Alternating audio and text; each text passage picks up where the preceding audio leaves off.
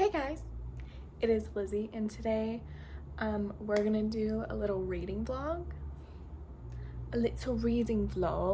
So the book that I've already started, but I'm going to continue today, is A Court of Silver Flames. And can we just talk about, do you guys, guys, it is so floppy and just so, I just love it. So yeah, I'm literally only 39 pages in, I'm not really immersed in the story yet. So far, I like it. I mean, I know that I'm gonna like it, but yeah. We're gonna read this. We're just gonna relax and read, and yeah. So yeah, we're going to read A Court of Silver Flames by Sarah J. Maas. So far, Nesta scares me. She literally scares me. But I love her. I think I love her. I mean, it's kind of impossible to not love these characters. I already know that she's gonna have some crazy good character development, so I'm not like, ugh, Nesta's so annoying. She definitely has her flaws, but my girl went through a lot. She went through a lot. So I'm not gonna sit here and be like, Nesta literally is so rude. Why is she the way she is?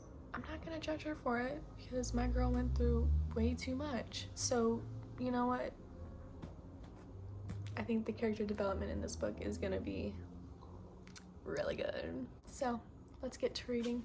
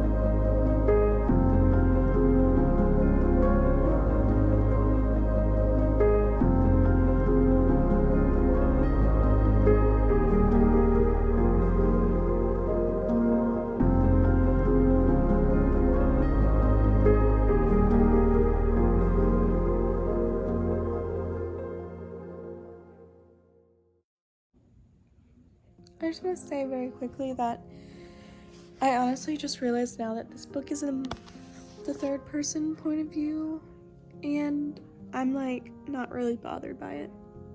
Usually it kind of bothers me, or I get really stumped and it's hard for me to get the flow.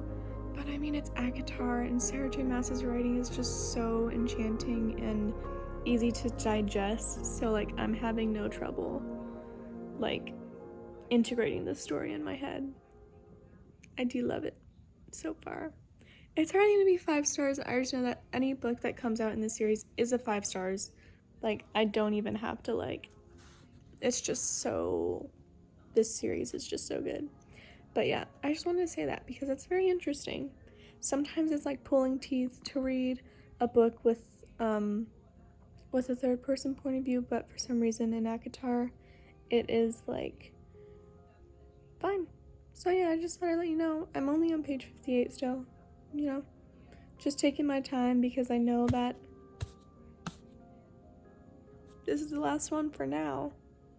We'll see. I know that she is writing Crescent City 3 right now, so another ACOSF book will probably not be coming out for 2 more years, which is, yeah, that is sad, but that's how books are.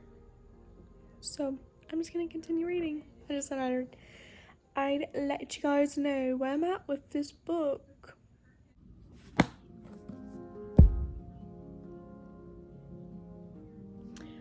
Okay guys, so I am on page 100. I've barely made a dent in this book, like I've barely made a dent, but I'm rather enjoying it so far. But I am so hungry and I need to start my laundry. So let's eat lunch.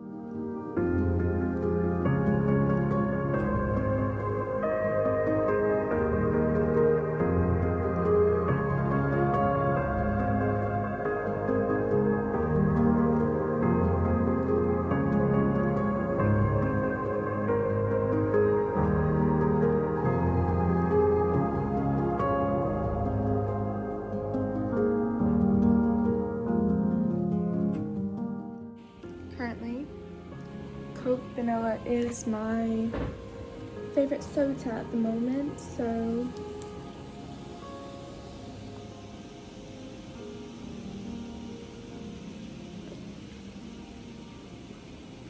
like, look at that. It just, there's nothing quite like it.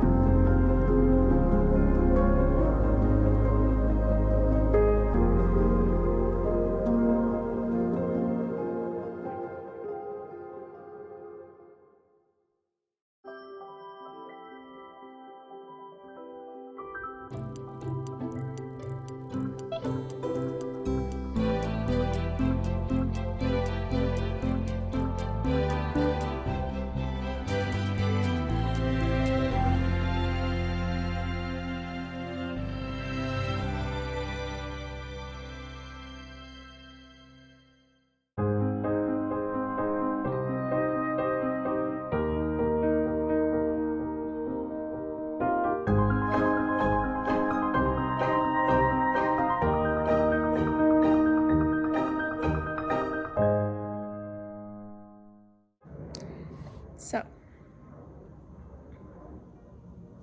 I thought we should talk about where I'm at in this book. Nesta has been training with Cassian. Nesta and Cassian.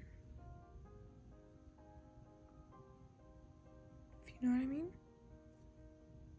I'm really loving the politics. I'm loving all the other characters. This book is so floppy. I mean, I can't believe it. My other books are so stiff. I literally cracked all of the spines in my other books. This one, like, literally, it's just not cracking. It's just floppy. I love it. It's so just great construction. Great construction.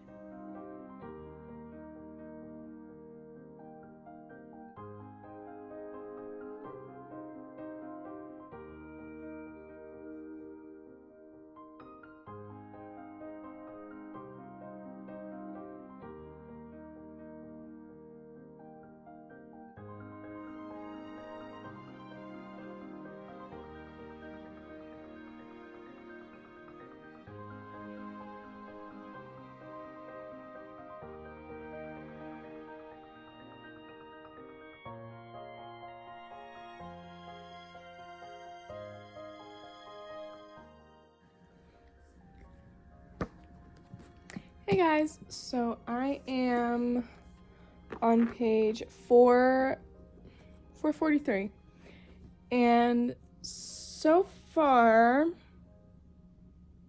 I like it. So the funny thing is, in this book, I am not like literally eating up Cassian and Nesta's relationship.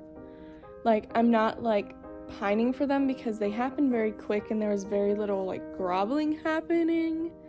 So like that hasn't really been intriguing me. Like, I love their relationship and I love that Nesta seems to like be a little bit more vulnerable with Cassian, and that Cassian's a little more like can bring out a softer side to her, and that he still like likes her for who she is. I still like love their relationship, but it's not like Feyre and Rysand where like it took like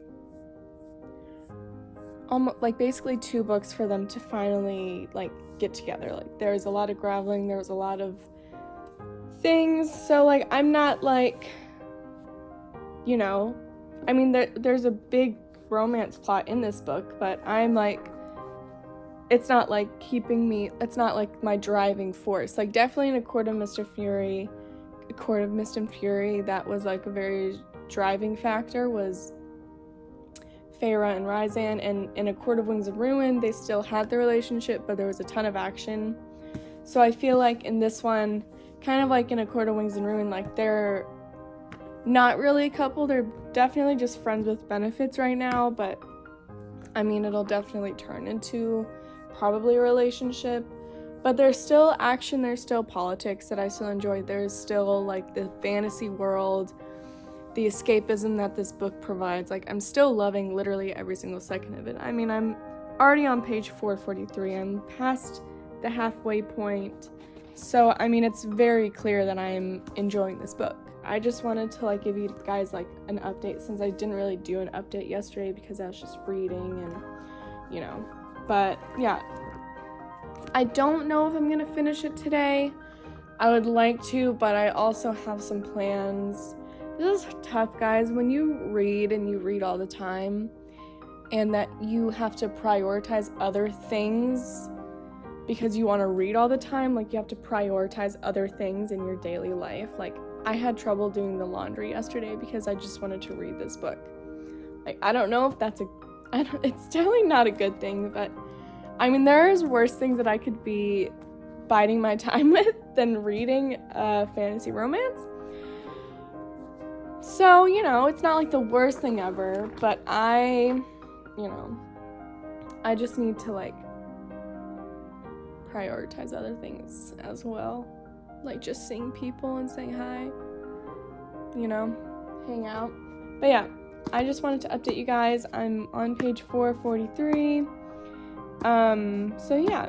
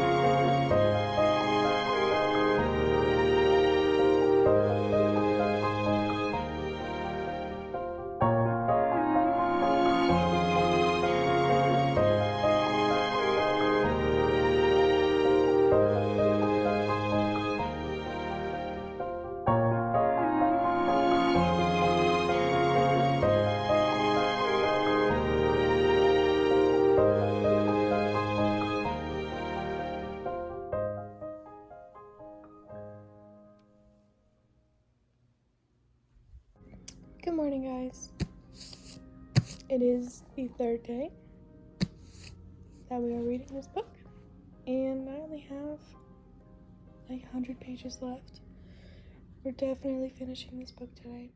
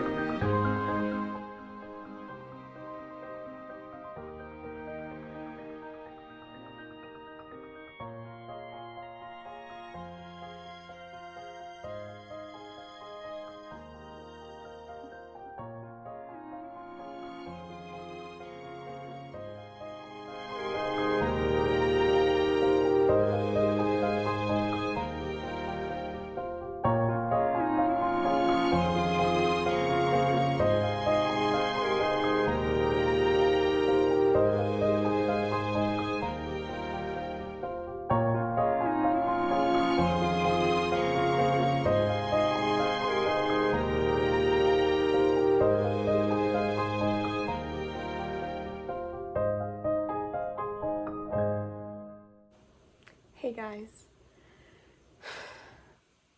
So, I finished A Court of Silver Flames. And, I mean, I gave it a 5 stars, obviously. I honestly have, like, no words. It was such a journey. It was so, like, obviously, like, the politics, the fantasy, the romance. It was just everything that I knew that this series was, and I just, like, added on to that, and it was just so incredible. Nesta's character development had me sobbing at the end. There was a part at the end, like, literally within the last 10 pages that you probably saw me sobbing at. If you read this book, you know, like, something happens to one of her sisters, and my heart was shattering, and Nesta had to sacrifice something that she was given to save someone she loves, but didn't realize she loved, because she was selfish and she was in denial and proud.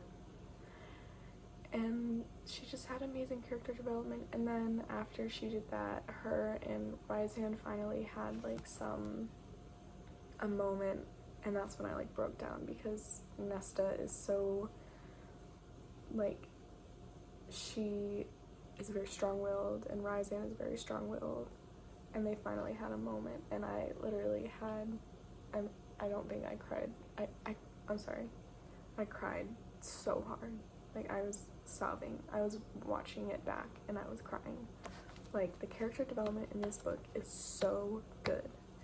The whole thing with the Ramiel, I'm not really sure how to pronounce that, Ramiel, where her, Emery, and Gwen, I think is her name, had to go up.